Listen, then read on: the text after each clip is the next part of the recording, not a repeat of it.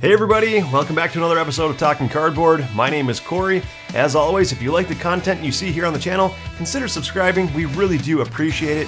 Today's video are my top 5 board games that I thought I would like, but didn't like. Let's get started.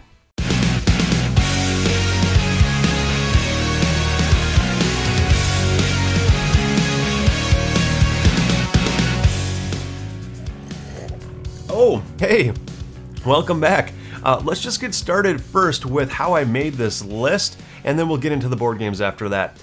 So on this list, going from numbers 5 down to number 1, are the degree at which I thought I would enjoy the game and then ended up not liking the game. So number 5 is a game that I thought I might like and I was pretty sure I would like, but ended up not liking, all the way up to number 1, where I thought number 1 was a shoo-in. I thought it would have been one of my favorite games of all time and just completely fell flat with me. Let's start with an honorable mention first. My honorable mention, technically at number 6, you get a bonus game here today, is Teotihuacan, the City of the Gods. Teotihuacan is a dice placement game where you are moving dice around a rondelle-style action wheel around the entire board, and depending on where your die lands on which location is the action you can do, and depending on the value of the die that you land there with is how well you can do that action. Everything about the game just it seemed like it would gel with me. You know, I like dice placement. I really like my Euro games. I don't mind dryness in a game. I thought it looked like it would provide some really good strategy. I like the theme of it, but the game, for whatever reason, just felt like you were doing the same thing every turn. You weren't really accomplishing much. The actions that you were doing to accomplish certain tasks didn't feel that exciting, and the game was just overall kind of boring to me.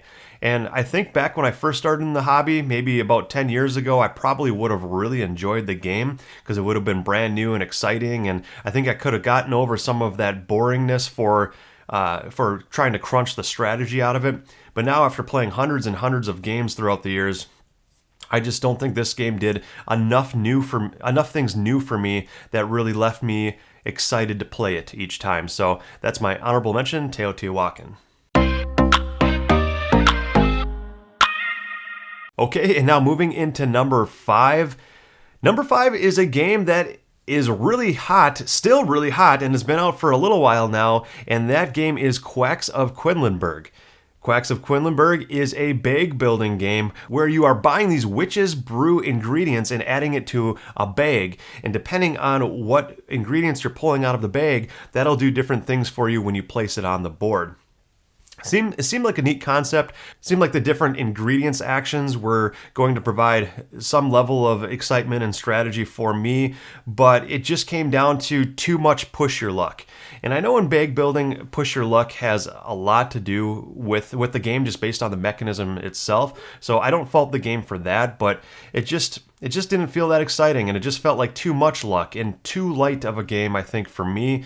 I know it would appeal to a lot of people, and obviously has appealed to a lot of people, but for me it just fell flat. It was just too light, too much luck, and just wasn't the game I thought it would be that I was looking for. So that's Quacks of Quedlinburg. Okay, and now moving into my number 4 game, and this game is another deck building game that came out many years before Quacks of Quedlinburg, and this game is Orleans, or Orleans, or however you want to pronounce it. This game, you know, from the box cover, it seemed like the perfect game for me because the box cover is completely bland. It's just a tan box.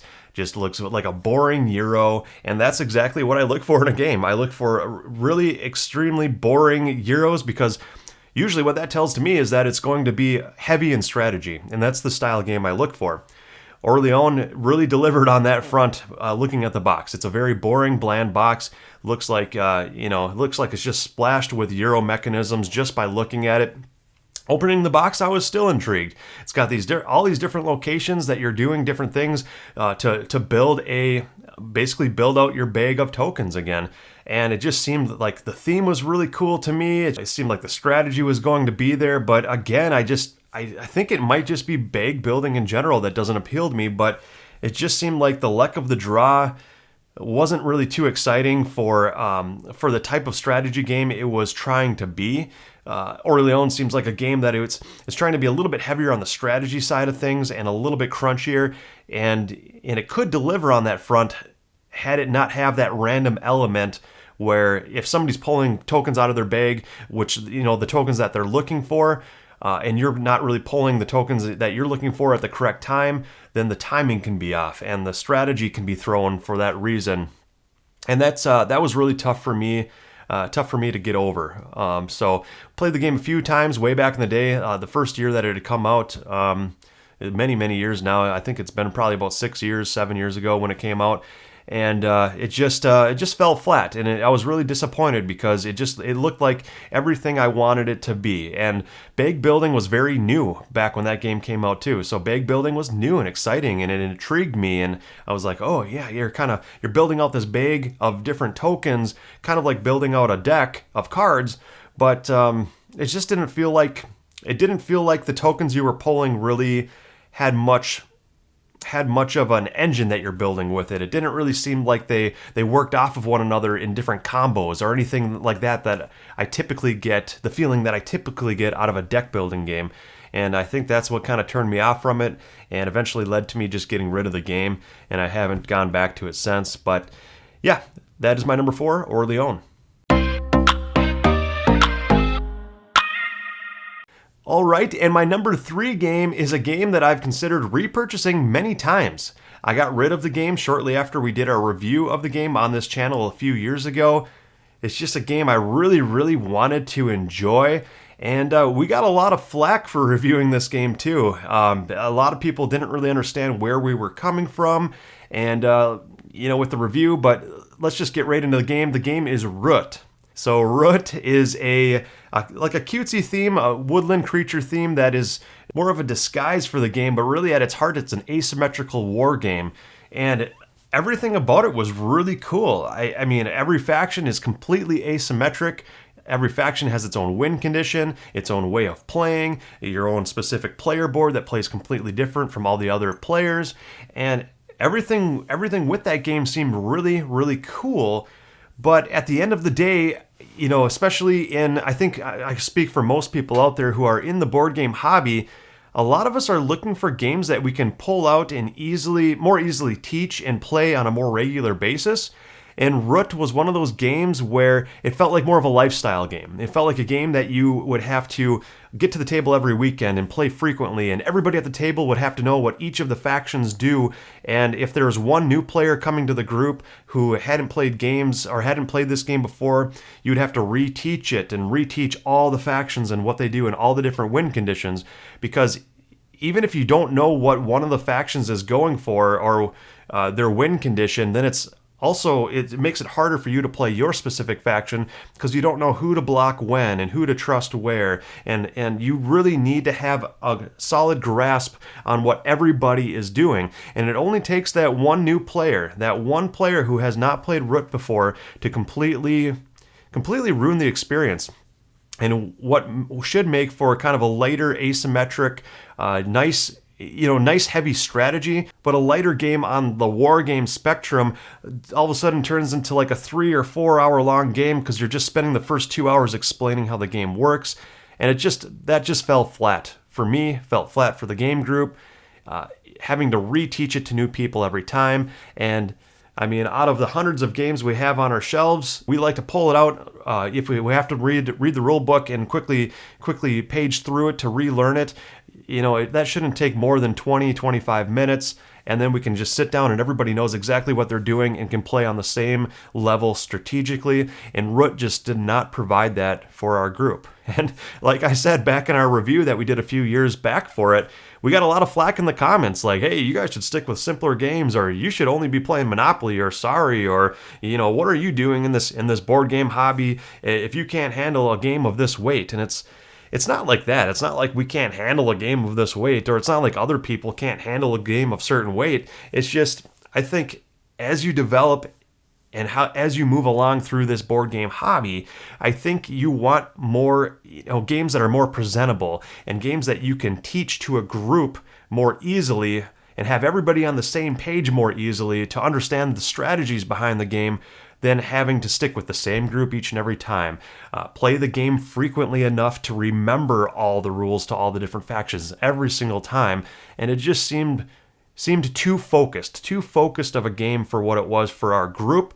Not to say that I wouldn't enjoy it and haven't thought about getting it back many times, but I haven't repurchased it for those reasons, because I just don't think it would ever hit the table. So that is my number 3, Root. And oh boy, I might get some flack for my number 2, because my number 2 has a Star Wars theme on it, and I love Star Wars. For those of you who have been watching for a while, I do really like Star Wars, but this game just did not sit well for me, and that is Star Wars Imperial Assault. So much so that when my board game group gets it to the table, I'm no longer invited. And I expect them not to invite me to it, because it's one of those games that I thought I would really love based on the theme, based on that Star Wars theme. And it's kind of a system that's built on the old Descent system, kind of a dungeon crawler, but set in the Star Wars universe, and everything about it just seemed really cool. And different colored dice that have different sides to the dice, and you're rolling them out to see if you can take down the big baddie and all the the stormtroopers or whoever's in that scenario. And it's got some really cool other maps and scenarios where it's more of like the cantinas, or you feel like you're bounty hunters in different scenarios, and so many different expansions to really get you enveloped in that Star Wars world. But at the end of the day, I felt like it was a little less getting me immersed in the Star Wars theme and in the Star Wars world than it was allowing for too many quarterbacks to take over the game. It is a fully cooperative game, or I guess there are other modes to it as well, but the only version I've played is the fully co-op version. And collectively as a group, this game just allows for too much quarterbacking, too much telling you where to go or what the optimal move is, or if you're trying to play out your turn how you would like to do it to see how the outcome happens, you're having 3 or 4 other people around the table telling you, oh no, that's suboptimal for these reasons. You should actually go over there and start dealing with this group of people, so then I can go over there and pick up that item, and then I can get that cool thing that makes my character cooler, because my specific character is good at, or is better at doing that than you are, so you should just go and do what you're good at. I'm going to go and do what I'm good at, and yeah, that's how we're going to beat this scenario. And I think that ultimately what turned me off from the game. Other games such as like Robinson Crusoe or Spirit Island, or some of the other heavier co-op games that have come out more recently the designers have designed the game in a way where it doesn't provide for as many quarterbacking opportunities, and those are the cooperative games that really shine for me. The older games like the Star Wars Imperial Assault or the Pandemic or those other games are falling down the list a little bit further for me in the games that I tend to enjoy for that reason. They allow for too many opportunities for you collectively as a group to decide what everybody else should be doing with their character. And I just don't like that. It's just not fun. It doesn't make me feel like I'm playing a game. It makes me feel like I'm sitting at a table and watching how the scenario plays out as other people decide what to do for each of the characters. I guess I could take more control and decide what they should do with their characters too, but in the end, it doesn't really matter. You either win or lose the scenario based on what everybody else is trying to lean your character towards doing. And at that point, you might as well just go watch a movie. Just go watch one of the movies and play out the scenario watching the movie, because it doesn't feel like enough of a game. So I know these explanations are getting a little bit longer as we get closer to the number 1 spot, but it just really fell flat for me. And I was really hoping that with that Star Wars theme and everything going on and just all that, I was hoping that it was going to hit harder for me, and it just didn't. So that is Star Wars Imperial Assault. All right, and my number 1 game, I've got to take a sip of coffee for this one.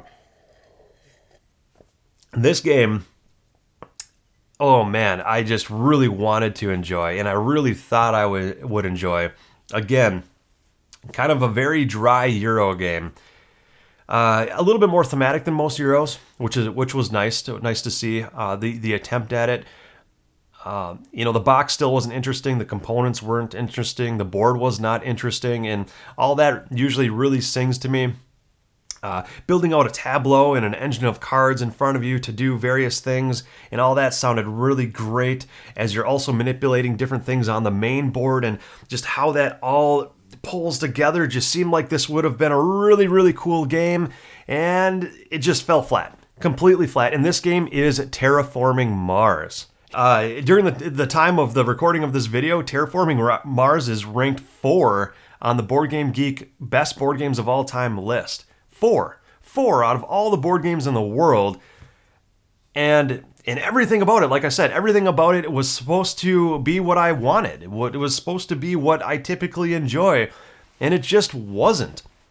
And I think it came down to the one, or maybe two simple things.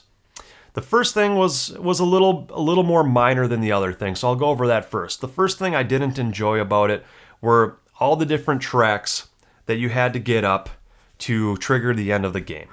It just seemed like everything you were doing was, I'm going to raise the temperature of the planet. I'm going to, obviously you're terraforming out the planet with tiles, and then the oxygen on the planet, and everything you were doing was just towards one linear path and one end goal to trigger the end of the game. I like more of a structure where you're either racing to the end and that's how you win, or you're trying to build up enough points and do enough things better than your opponents before a certain set number of rounds, and this was kind of in between. You were racing the tracks up and doing your own thing to try to get, the most amount of points and try to be better than everybody else in that way, but there wasn't really a definite end or a round structure to the game, so you didn't necessarily know when the game was going to end. But that's my minor nitpick.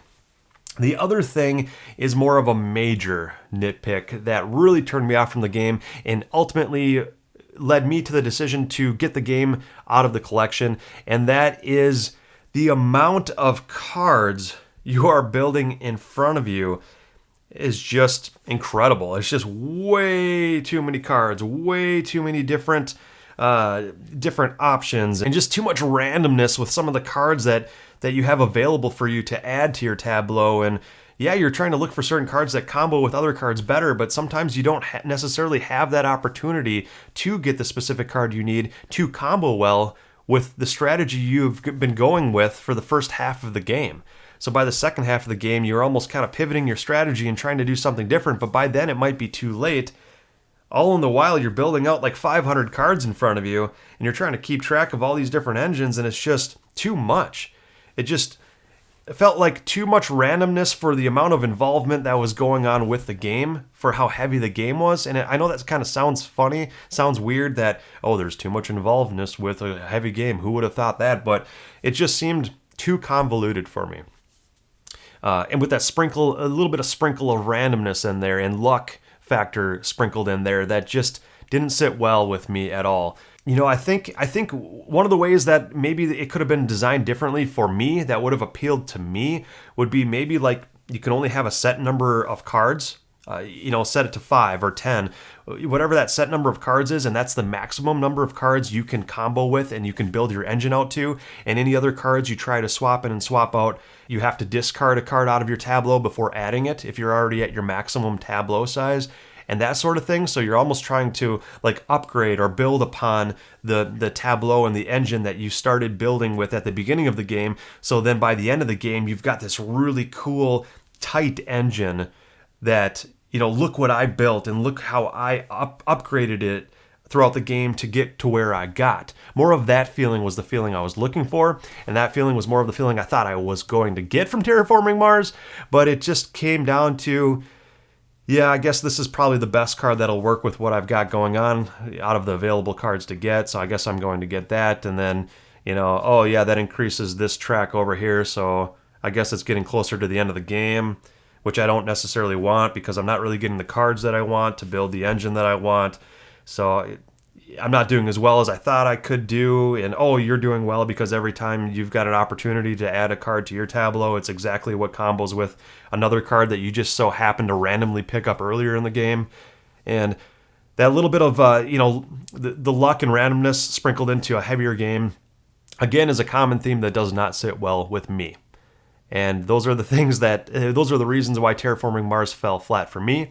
And I know Terraforming Mars Ares Expedition just came out in Target, a lighter, more Race for the Galaxy style mechanisms version of Terraforming Mars with that Terraforming Mars theme pasted on top of it. And I have not tried that game yet. And I think that game might really sit well with me because I do really enjoy Race for the Galaxy. I really enjoy Roll for the Galaxy and love the core mechanisms in that style of game. And I really did like the Terraforming Mars theme, but the mechanisms just didn't go along with what I thought the game was going to be.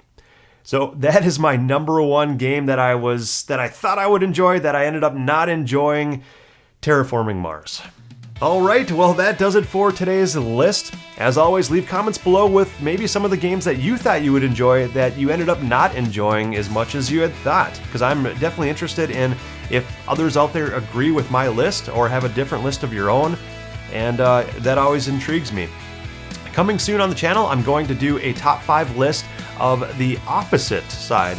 Oops, sorry, I'm spilling coffee all over the place here. The opposite side to this list, where this was a list of games I thought I would enjoy and didn't. And the other side of the coin are games that I thought I would not enjoy, but actually did really like. So that video is coming soon. So until next time, you all have a great day and have fun gaming.